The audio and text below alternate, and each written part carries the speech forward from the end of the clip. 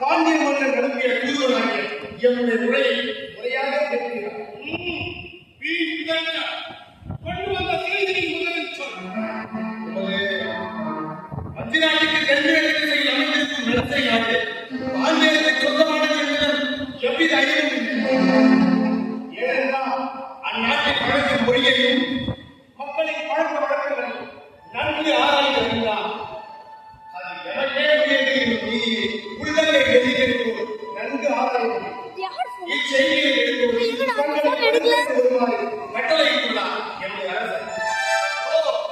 உமது கற்பனை புராணம் அருமையாக இருக்கிறது. சரி, அதற்கு நான் என்ன செய்ய வேண்டும்?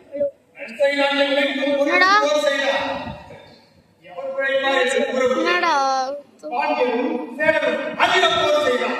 அல்லது ஒரு இரவு குடிமக்கள் நாளை பணம் கொழிக்கும் ஒரு புகழுக்கு இழுக்கையை கருதினால் ஒரு ரூபாய் இது நல்லா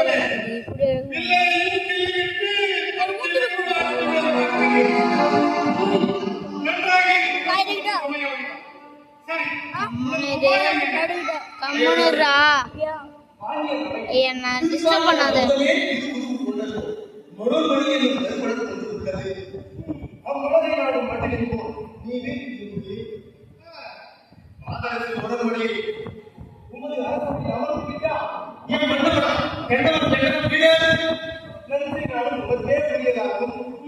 இல்லையா